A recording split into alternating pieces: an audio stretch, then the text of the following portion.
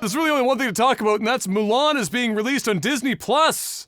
Yep. Call me now for your free tarot card reading. Well, the reason why it is now coming out on Disney Plus is because they've had to delay the movie so many times that they need to just release this movie. They need to make money. The quarter is coming up.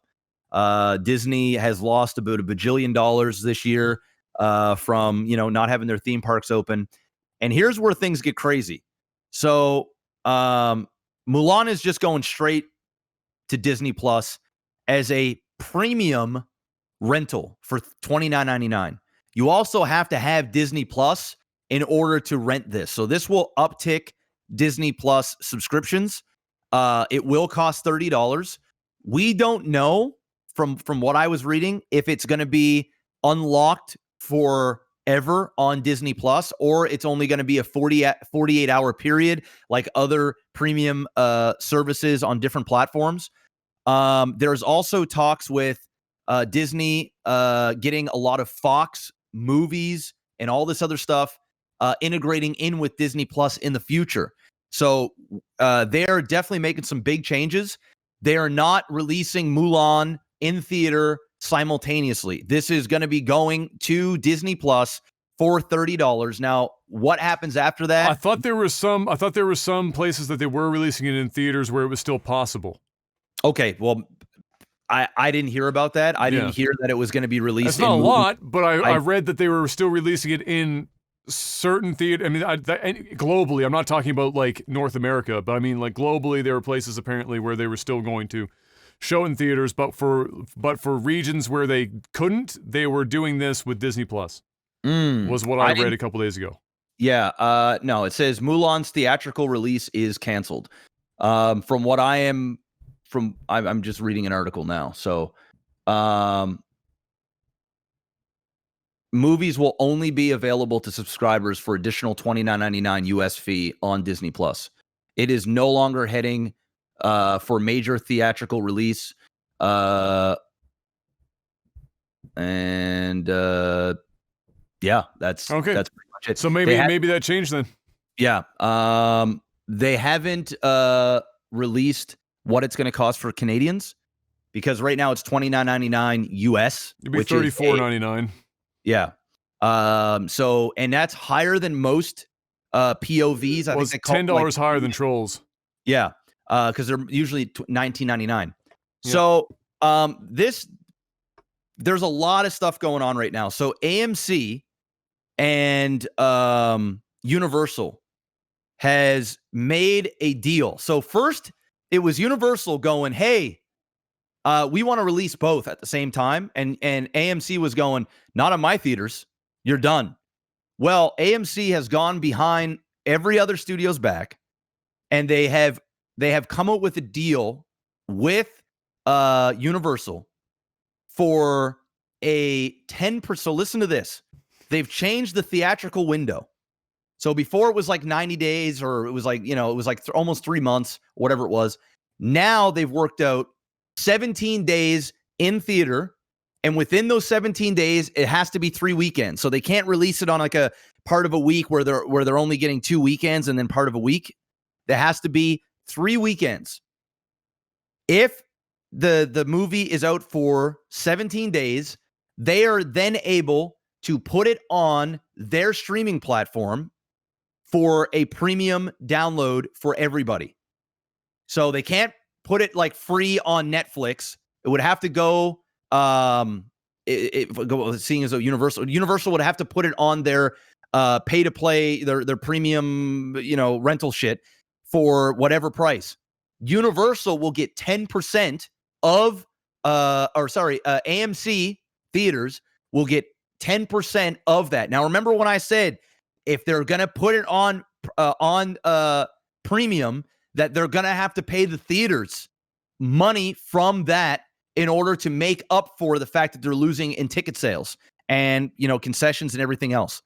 So what is crazy about this is no other theater has agreed to this. So Regal, all the other ones, and no other company like Disney, all these other ones. This is just Universal making a deal with AMC.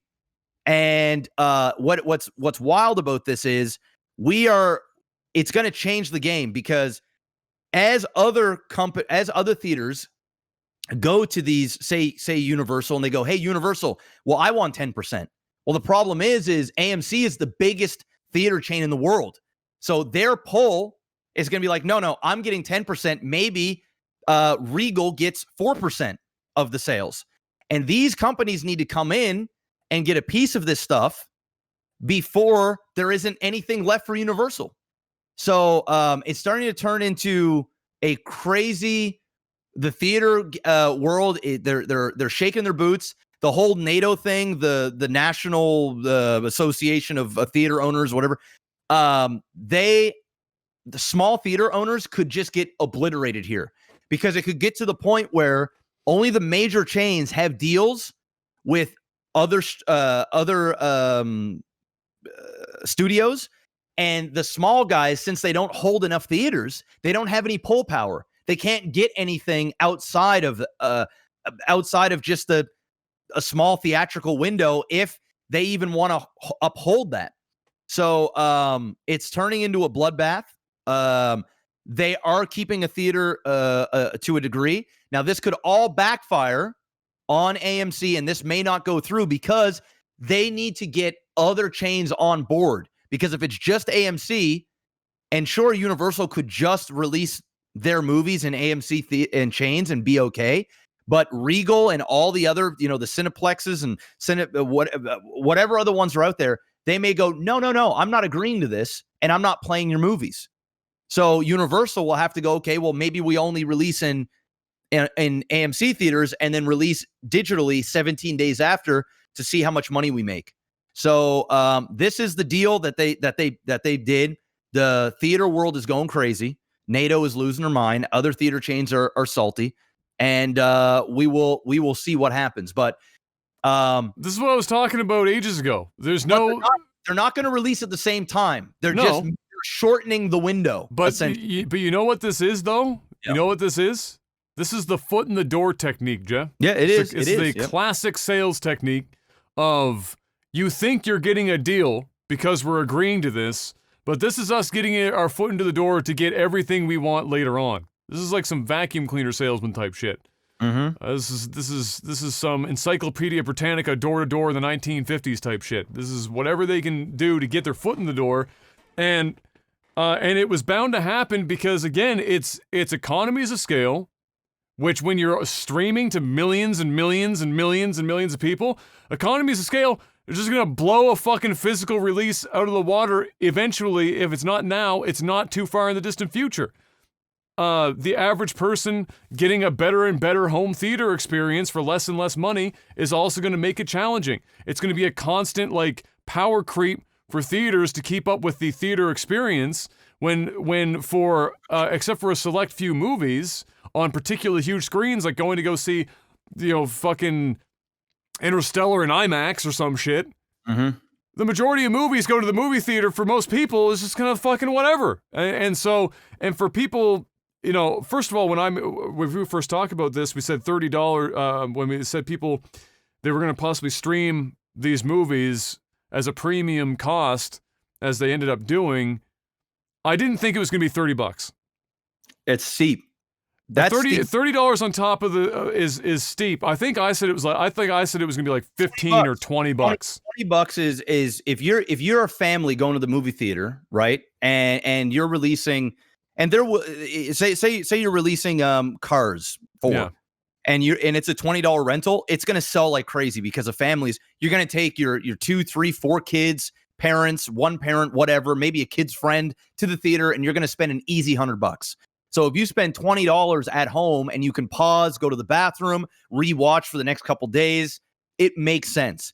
But with that being said, at $30 plus a Disney Plus subscription, now I'm not saying people aren't going to pay for it, because people are going to pay, but this most certainly cannot be a norm price. I think Disney is doing it because it's Disney. It's a big budget film. They can get away with it. Well, I think they're also hedging their bets too, because like you said, when you were mentioning families, I think the key thing for Disney and other companies that are inevitably going to follow this trend is They have to, and it's in fairness to them, they have to hedge their bets here. They don't know how many people are sitting in a fucking living room watching a movie release at somebody's house. You could be like a UFC night where there's like fucking 20 dudes sitting in a living room watching the fucking TV. Mm-hmm. And that's a lot of money there. And so for them, they're getting the subscription, but it was surprising to me that people complained that they were going to have to pay for it. Like they thought they were just going to release the movie onto the service that you're paying $15 for. I mean, think about that. If you have Disney Plus at home already, and the movie comes out in the theater, they don't just give you a ticket because you bought Disney Plus to go fucking watch the movie in theater. It just doesn't work like that. And really, if you think about it, even if you didn't have Disney Plus, and you spent $15 or whatever your introductory price, probably even less for introductory price for Disney, even if it was full price, $15, and then you spend $30 on the movie, you're still probably $15 to $20 cheaper than if you were going to the theater with any more than one person. Yeah. So, but what people do what also, and you do make good, valid points. Yeah. I think also though is what people don't realize as well is there is an experience in going to the theater. Yes, there absolutely is. Yeah, there is value. There is a reason why it does cost a bit more. Sure, it's service. It's an event. It's a date night for a lot of people. But this is still less than the theater. By a long shot. Like, so you could literally triple the amount of movies you watch in a year by renting opposed to going to the theater and spending the same amount of money. And there's a lot of people that would rather do that than do the movie experience in a theater. And so, like I said, I don't think that this is necessarily something that's going to replace everything.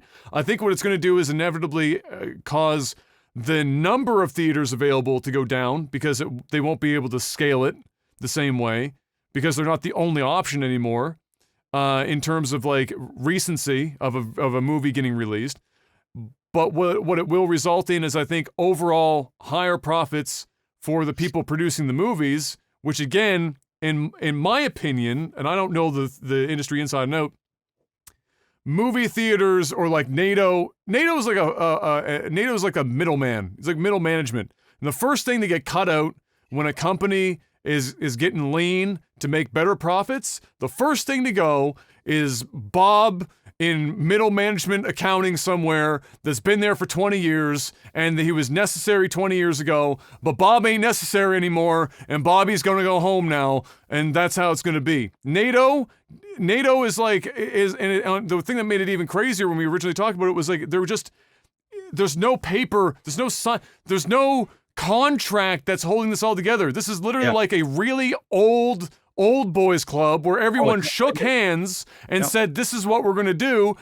And that's inevitably going to fall to, we make more money over here. There's no contract. This is how it's going to fucking happen. And so, well, we don't know yet. That's the thing, is we actually, and Disney has not said exactly what they're planning on. If the Black Widow is going to do the same thing, this is going to be a test.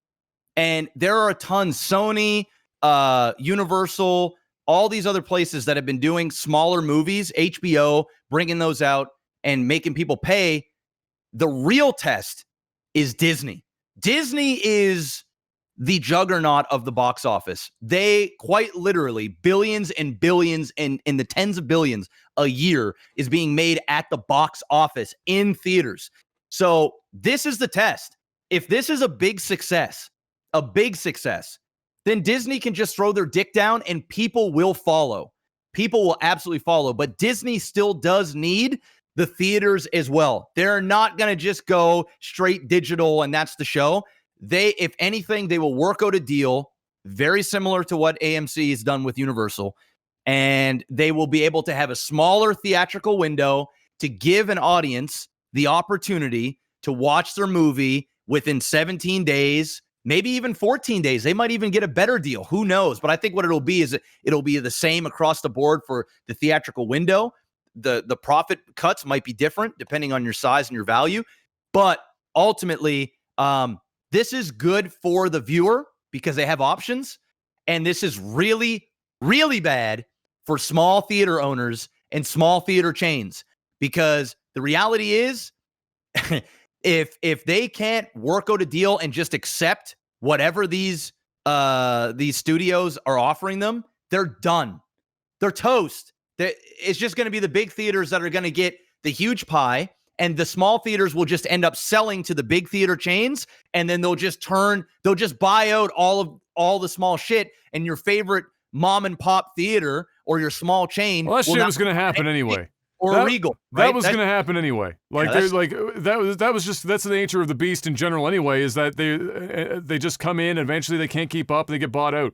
But what you also might see now with the smaller theatrical window is you're probably going to start to see Netflix and Amazon have their movies that are created for their platform go into theater first, and then it'll be there for 17 days, and then you can go and watch it for free if you want on Netflix or Amazon.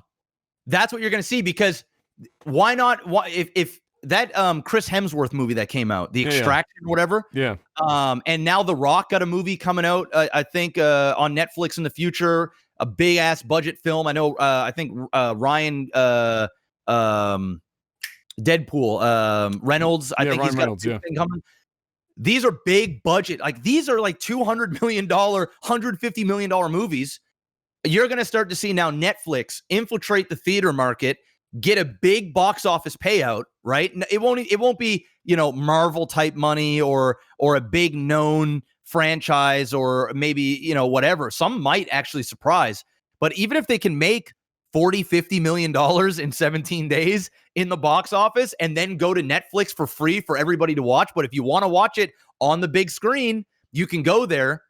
You're going to see Netflix movies guarantee go in the theaters if there isn't this 3-month theatrical window anymore. Well, I think what I would like to see out of all of this, and what I think is inevitably going to happen as well, is if they're going to want to keep this high $30 entry fee, is what people are going to, what they're probably going to have to experiment with to some degree, is what they did with some movie tickets, where you buy the movie ticket and you get the option to have the digital fucking release at home off of their service. Especially Disney, like was a big proponent of that.